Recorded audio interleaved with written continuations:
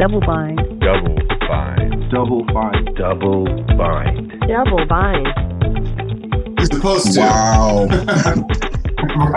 But from that experience, I learned, moving in a new area, people invite you to dinner and whatnot. And so I decided, always one of my friends who gave sage advice, an older woman, she's like, always make your own dinner, at home, make your own Thanksgiving dinner. You can go out and be polite, but in that way, you'll have a good meal when you get home because you made it. The safest bet is to bring a bottle. I see. If you're gonna bring something to dinner, if you're invited, bring something to drink. But you could even drop the ball. Good morning, Khuru. You could even drop the ball with the drink though, because sometimes some people don't do sweet liquor. Some people, or alcohol or sweet wine. Some people like it dry. Some people like it sweet. Some people may not. Nobody's gonna say no to vodka. That's the rule. They won't say no, but I'm learning not everybody enjoys. It depends what kind of household. Sorry, Kim. It depends on what kind of household you go and do. If it's a religious household, that might get we ain't bringing no vodka, no gin to nobody's religious house. Why not? If it's one of them old Gramps, like I'm an old Gramps, I love like Scotch and whiskey. So not to make it about me, but I'm sure there's older men that might, Yeah, I think it's about knowing the person now. Yeah. Overall. Trust me, I never brought anything else. I learned my lesson. Yeah. Welcome back to another episode of the Double Bind, ladies and gentlemen. I am your host, Springle, and of course, I've got my co-host, Kim, out of DC. We've got Good morning. Out of Atlanta, and then of course we've got Snead. What's up, who Khuru? is out of Jersey, and there she is. It is kind of early for this shit, but we gonna push through. I'm sorry. Yes, I was having a little technical issues. I'm sorry. And there we go. Wow, full house. All right. Hi, guys. And Boogs. Look at him coming in late, fashionably late. Wait. Y'all remember when y'all went to church and there's always this one or two people that likes to show up late so they can show off their outfit? They've got the big old church hat on. Right. That'll be Boogs. All right, who do we have on here? Hi, Khuru. Good morning. Hi, Kim. Hi, good morning. Hola, Boogs. Hi, St. John. How are you? Hi. Hello, everyone. Hi. All right, cool. Well, welcome to another episode of The Double Bind, ladies and gentlemen. Once again, I am your host, Springle. I have a very full house with me today, and happy Easter for those who are involved in that. And we're going to talk about Easter, funny enough, a little bit in relation to our topic. Yeah, you'll see where I'm going with this. Everybody's like, yeah. So Boogs, let's just jump right into it. So Lil Nas X had this issue with this new video. He has a song called Montero. Say my name or what? Something Montero. Call me by your name. Call me by your name. That's what it is. Okay, so Lil Nas X has this song called Montero, which the music video debuted a while ago. And it's causing this big controversy about sort of satanic imagery in the music video. And some people are saying he's pushing a satanic agenda to the world and whatnot. So I just kind of want to chop it up a little bit about what we're seeing. Do we believe there's an agenda? Is this Lil Nas X's? Because I noticed he also co-directed the video. Do you believe that's truly him, or is it the machine behind him that's kind of pushing him? Because I'll be honest with you, his music ain't that great. So I'm going to start with Kim first, because I know you and I had a preamble about this. What do you think about his video and the song and the imagery that we're seeing? Oh, okay. Well, I will put this out here first, that I am not on top of pop culture, right? I'm really not. But there's some things that you can't ignore that you see happening. So I was seeing all this outrage about the video, mostly negative kind of response. And so I checked out the video. And for me, just off the face, you asked a question about an agenda. I mean, I think that's him. I think that's Lil Nas X expressing himself. I'm not a fan of his music. I know the other little song he had, Old Town Road or something like that. And I know that he, is openly gay, and that was a big, deal. That's how I know who he is, really. So I saw it for what it was. What I believe is his agenda is really to put his thumb in the eye of people who have damned him to hell for his choices around homosexuality. So I didn't, honestly, I saw it and I kind of went on with life. I wasn't outraged about it. It didn't unsettle me. I didn't think it was related to satanic worship at all. It was jarring, shocking. He is towing the line, but I think that's exactly what he intends to do. So you think it's a deliberate, purposeful sort of poke in the eye to the I public? I think it is. I think that folks are not giving him much credit to say that he's being pushed by the industry, because I've also heard him speak about it, and to me, I think it's clear. Even seeing it, that's what I thought immediately without even hearing him give a reason for the video. Got you. Boogs, what's your thoughts? Hold on 1 second, St. John. Boogs? Yeah, to piggyback on what Kim's saying, I do think that the machine behind him is definitely enforcing and pushing this agenda, as you called it. But I also want to recognize I'm not his audience. I'm not out there buying his music. I'm not going to be somebody who would ever go to one of his concerts. I'm not someone he is making this music for, or the machine is making music for. Like, I'm not going to reciprocate that. I do think we need to understand he's only 21 years old. I think we need to understand, too, that he's Black and that he's gay. So the media is going to, they're going to spin it and weaponize it so that it's something bad. So, for example, let's just go back in time a little bit and let's think about Marilyn Manson. Let's think about Nirvana, Angelina Jolie, who was wearing her brother's blood around her neck. All of those artists and actresses, they're all white, but they had some type of connection to worshiping the devil. And none of them were crucified in the media like Lil Nas X is. And I will say that he's being crucified in the media by conservatism because he is Black and because he is gay. So it's like the double sword. Yeah, because those other individuals, they got away with it just fine for years. Kurt Cobain was meddling in devil worshiping, and I believe he ended up committing suicide. Right? So, I mean, I was old enough to remember that time, and I was also old enough to know that the media was kind to him. When he died, it was sad. Sympathetic, yeah. With Lil Nas X, is crucify him. How dare he? He's playing with the devil. He's gyrating on the devil. He's doing all these things with the devil, and he's being playful about it. And he has all of this banter and all of this traction and all of this attention, which when I first saw the video, it didn't sit. I'm a spiritualist. And when I first saw that video, it did not sit well with my spirit. But that's just me. And I'm fine with that. I'm not bashing him. That was just my feeling on how I felt about the video. But then I realized the news was picking it up and they kept talking about it. He was on, as you know, I'm here in Canada. He hit all of our news outlets. And I don't recall ever seeing a 21-year-old hitting our news outlets for something outside of, who they're, popular culture. So who they're dating, their number one hits, not because they're Black and they're gay and they're doing something that's offending the religious rights movements. So Gotcha. That's really my thought on him. And again, he's 21 years old. Let's not be naive and think that he created this concept all by himself. St. John, St. John, what's your take on Lil Nas X? Boogs is actually surprised me, but I'll get back to that.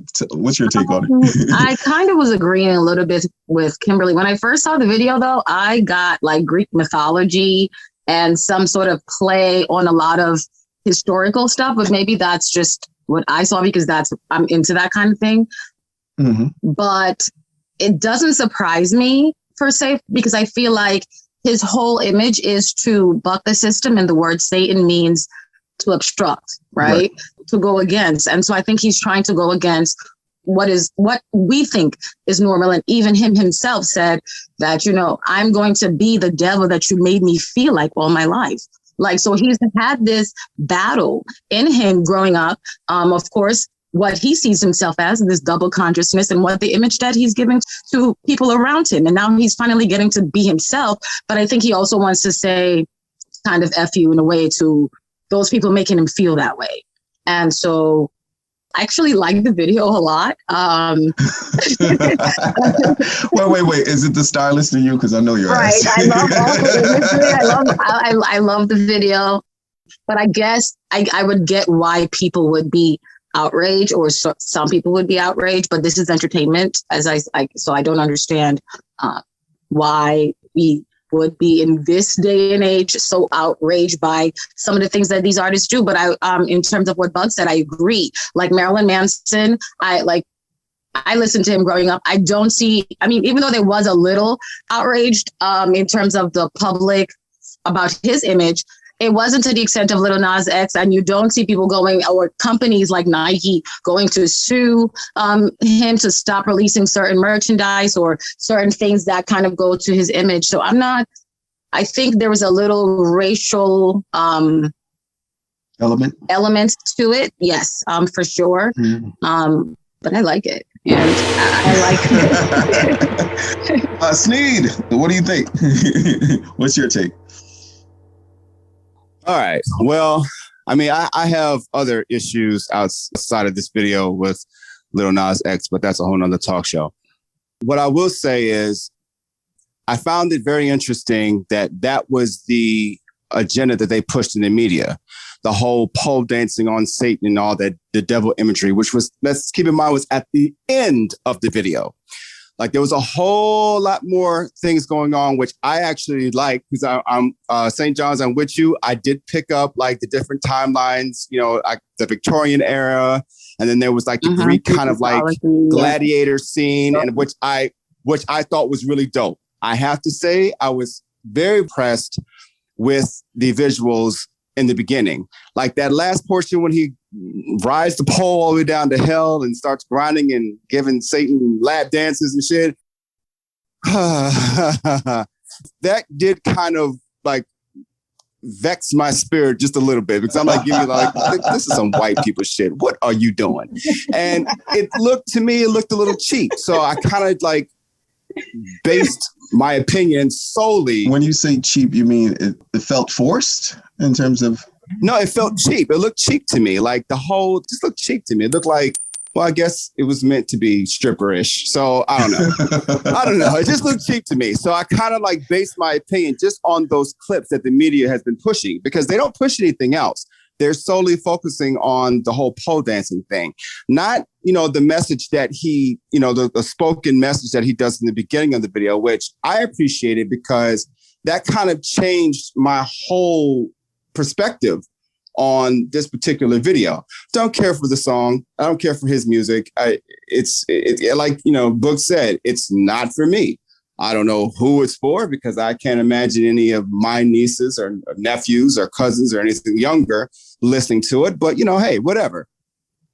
Clearly there's a market for it, because, he made the song, he made the video, and, people are talking about it. And some folks can't get enough of it. Some folks, don't like it. Some folks could care less. He's probably going to be number one next week. And he'll probably be number one next week. I'm one in that category who could care less. But I will say I did appreciate everything up until that pole dancing with Satan situation. Do I think he has an agenda? No. I think that it is a machine. I think that, this industry will exploit Black people in any capacity. And, he just wants to make a name for himself and make his mark in the music industry. So he's like Book said, he's 21. He's going to say, hey, let's do it. I'll push the envelope. I've been pushing it thus far, and it's gotten me to where I am now. Let's take it a step further. So I don't really think that he's going to have any resistance right now. Now, if he wants longevity in his career, he's going to have to be a little bit more mindful about the choices and things that he signs his name or attaches his name to. But right now, you're young, do what you want. Everybody did it. Madonna, Prince, all the risque artists did it early off in their career, and they just evolved and matured. Hopefully that'll be, Lil Nas X. If it's not.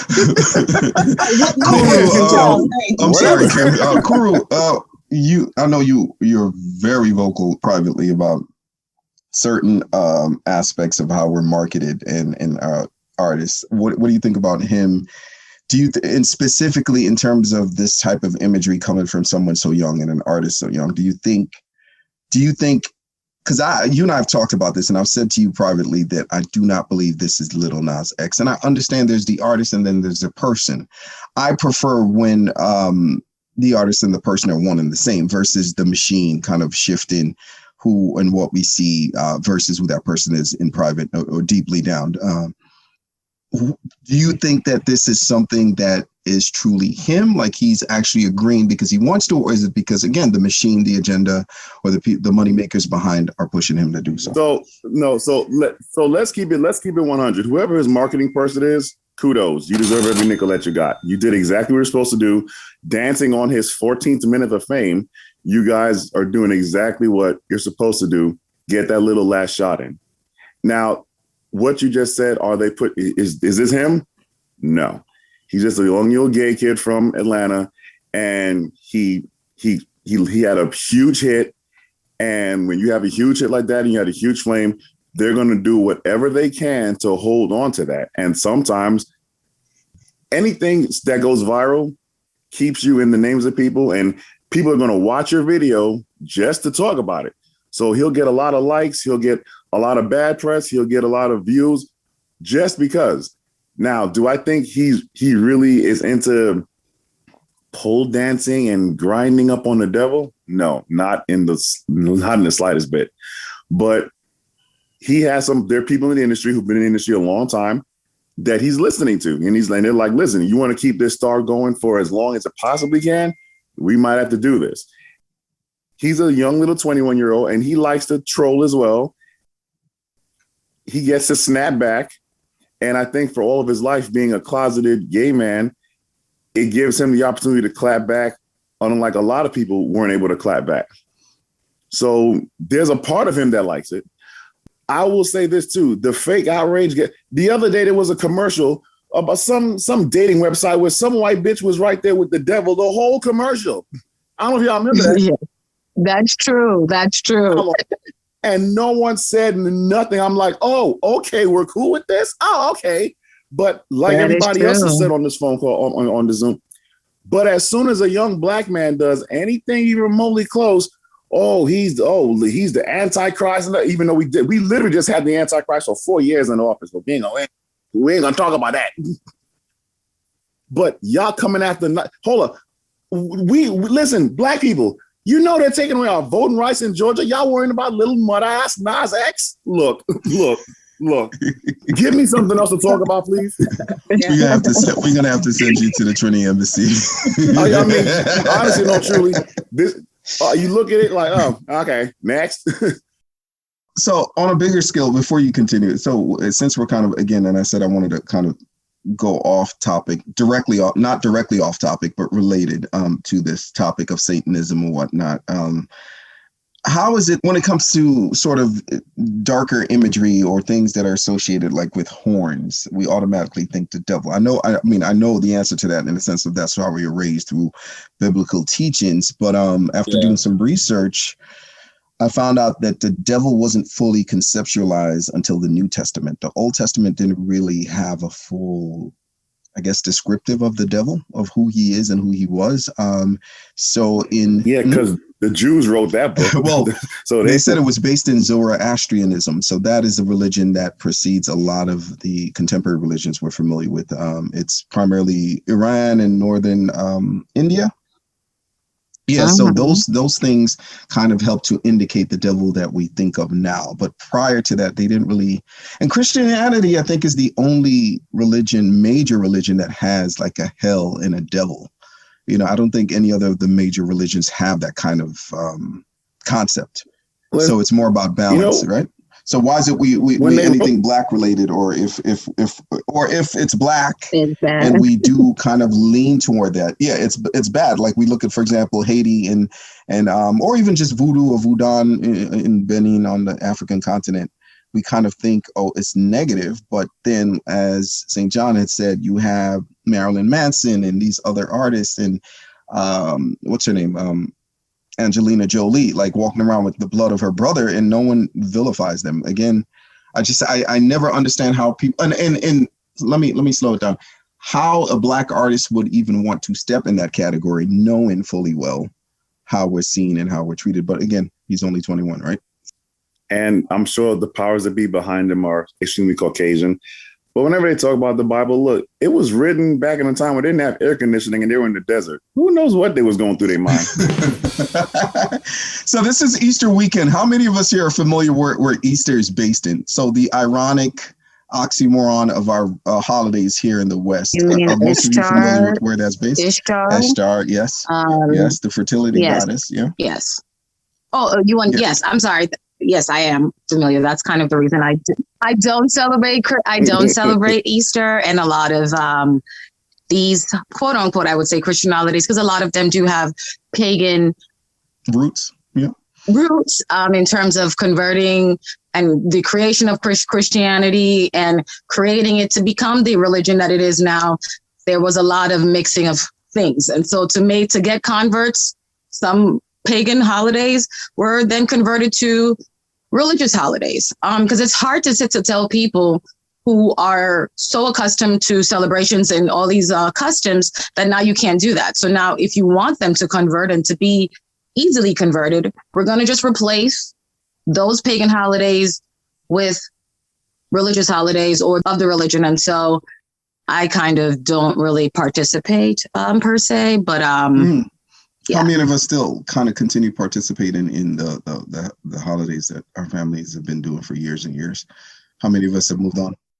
I think I do it my own way, because, at the end of the day, we leave the nest, we leave our families, and those traditions that we were accustomed to growing up, kind of slowly fade away, and we just create our own with the families we've created, throughout life.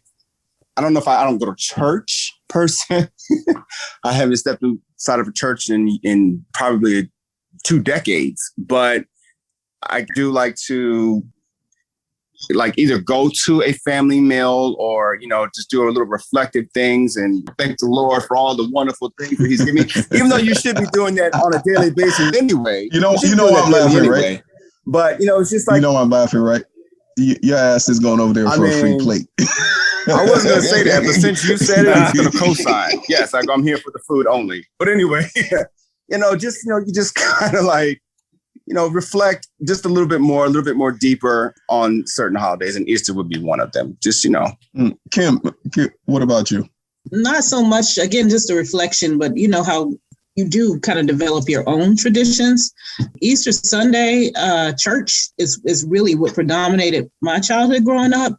And I'll just say this, as far as being inside church, obviously that's not happening this year.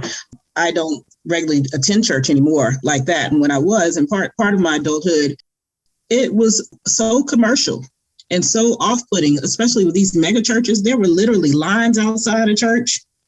All these people show up that you never seen before, which was always kind of a part of the church experience. But it was like outrageous, like here in the DMV area with these mega churches, and fights almost about to break out because certain people were granted entry, things like that. What? Seriously.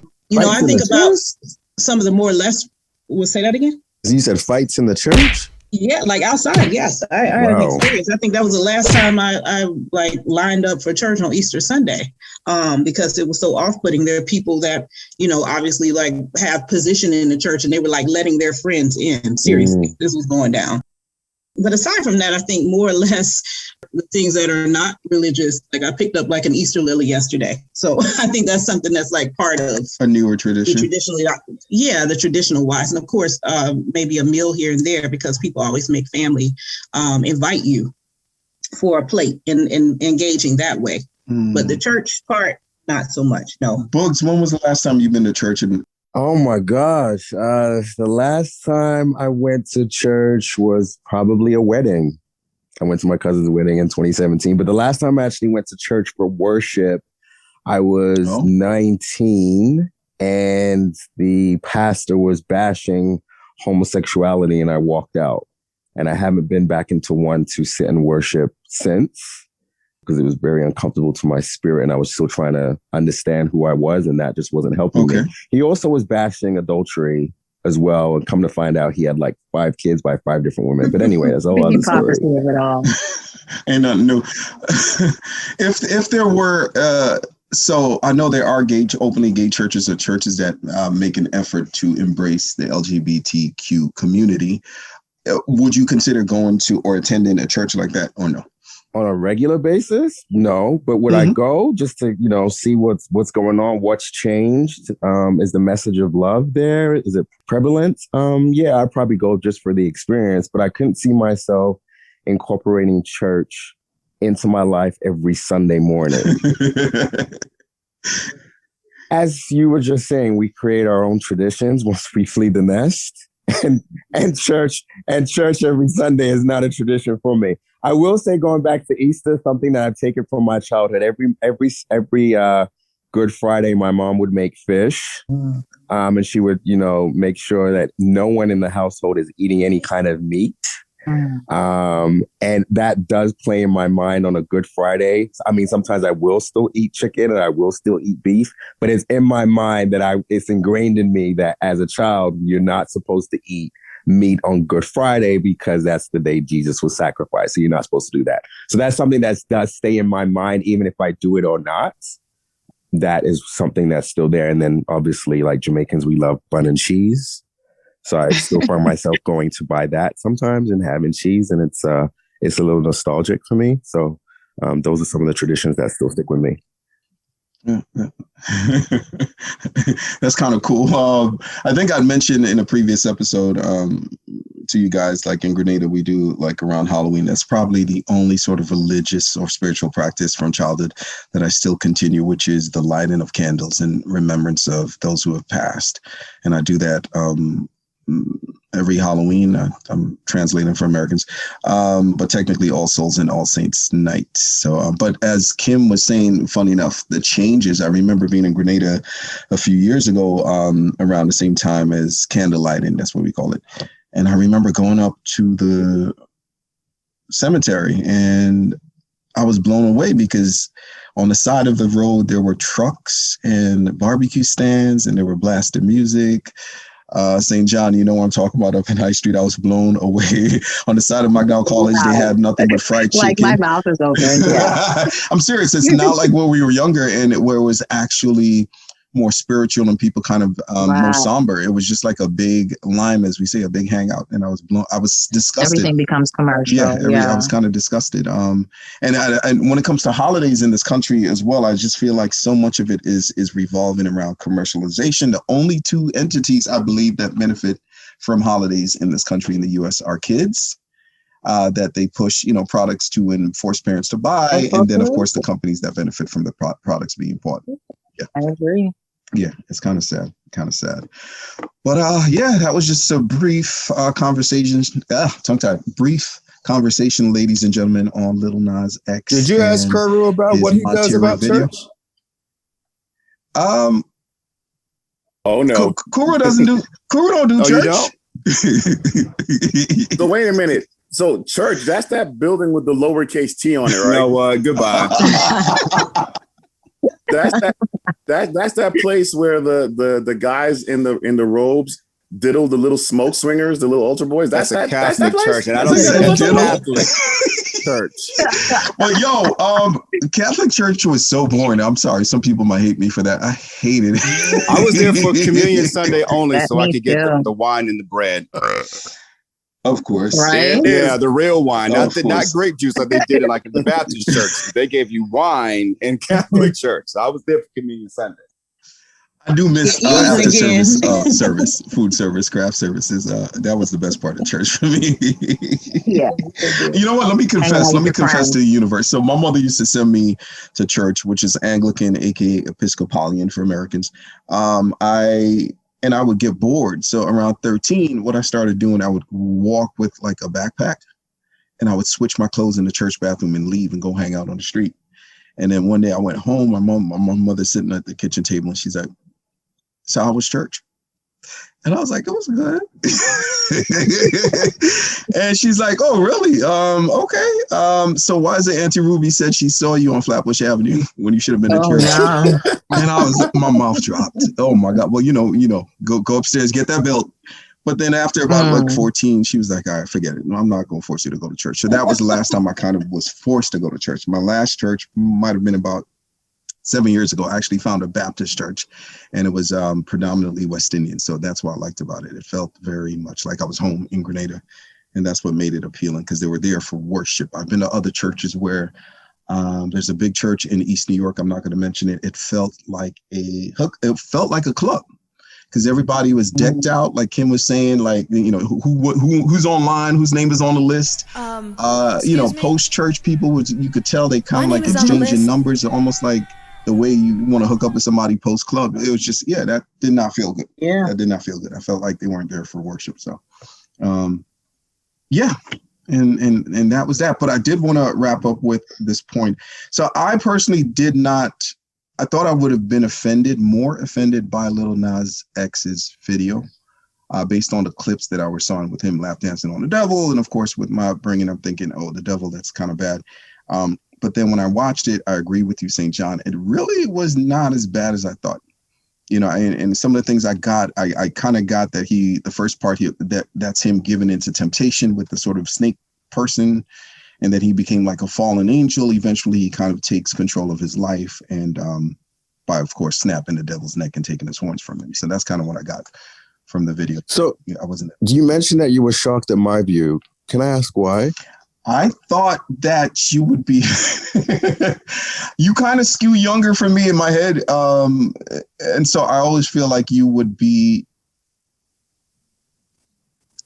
the openly gay representation, I think I automatically pegged you as, okay, you're going to like him simply because of that. 2, the whole pushing buttons with the feminine imagery, I thought you were going to like that as well. So simply because it's just annoying people, or, you know, for those who are annoyed. And I feel like you're more on the pulse of pop culture. Like Kim and I are kind of on the same boat. Like I'm not as tapped in.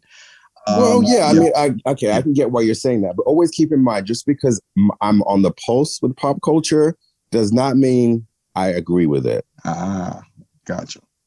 Lesson learned. But I like to keep my ears to the streets to know what's going on and kind of give a side eye and move on. Gotcha. Duly noted. And on that note, ladies and gentlemen, thank you so much for tuning in. We're going to wrap up here. Thank you. Again, it's Easter. Happy Easter for those who celebrate it, and enjoy the rest of your weekend. Or, well, actually, this will be posted post-weekend, but hopefully you enjoy your weekend. So, yeah, Khuru, you had something to say? Side note, I don't know if y'all saw, supposedly DMX OD'd and he's in the hospital. Seriously? So, oh man. So how about y'all go into that building with the lowercase t and pray for him? Is that what that is? Is that are we talking about as dark and hell is hot? No, DMX? Seriously. Yeah. Oh wow. Well, I don't think you need to go to church to pray for him. You know, we definitely you can send him good energy. Otherwise, the church is in your heart. Amen. Oh man, that's kind of sad, but I'll be honest, not surprised. Yeah, I'm not surprised either. Honestly, I'm not. I mean, that's right. I hate to sound ugly, but I'm surprised it took this long, to be honest with you. All right, sign it out, ladies and gentlemen. Whoa. I mean, I'm not trying to be ugly, social media. I mean, we kind of know that was the road that he was going down eventually anyway. So I mean, is it that bit of a shock to anybody on this call? It's a natural expression for being somebody who abuses drugs over 20 years. Yeah, so it's not Amy Winehouse. I'm sad because I thought he was closer to rehabilitation, because I thought he'd been in South Carolina, and he was gaining weight. I thought he was really seeking help. Yeah, but addiction is hard. I think that's the perception that we've gotten from the shows that he's been on, like Ayana Fix My Life, and I think he's done a few other circuits. So the perception we've gotten is he's getting help and he's getting better, but again, like he said since he was like 13, right? He's been doing drugs. Yeah. So I think that kind of, along with treatment, I think they say one of the biggest things you can do is to get that person away from the environment. So literally they have to move away from the friends and family and the environment that kind of enabled and supported the addiction, whatever the addiction is. Yeah. It's sad, but sad. Not surprising. Yeah. All right. Thank you, ladies and gentlemen. Don't forget to subscribe. No. I was going to say something that's completely, off topic and irrelevant, but I have to defend my Geminis. You know, I heard a lot of, Angelina Jolie drops about the blood. She didn't get crucified. Yes, Oh my God. did. I have to defend my Geminis. Yes, she did. She got it. She got much. You're heat for dark and you're gothic. We get got it. heat for it. and just don't be walking around with your family members' blood and around just your neck, another ladies and gentlemen. sidebar, Forget and just but another Snead- side, a nice little gem. Lil Nas X is an Aries. I'm done. Oh, Snead, if it's true. Kim, Snead, did he just do that? Yeah, he did he that. sure did. He sure did. But Yo, so that aspect of Lil Nas X would be, yes, to push buttons and not give a F what the fuck I'm just anybody saying. thinks. There you go. So there you go. I Kick think that. I'll give him enough credit. He is an Aries. This is the same. Put it out there. Yes. Yeah. Thank you. And so is the majority of the best-selling artists in the world. So let's move on. oh, now this is a Zodiac battle. Never mind. Thank you for tuning in. You can find us on Facebook, Instagram, Twitter, YouTube, and now Clubhouse, as well as all major streaming platforms. Don't forget to hit like, share, and subscribe. And we'd love to hear from you, so leave us a comment.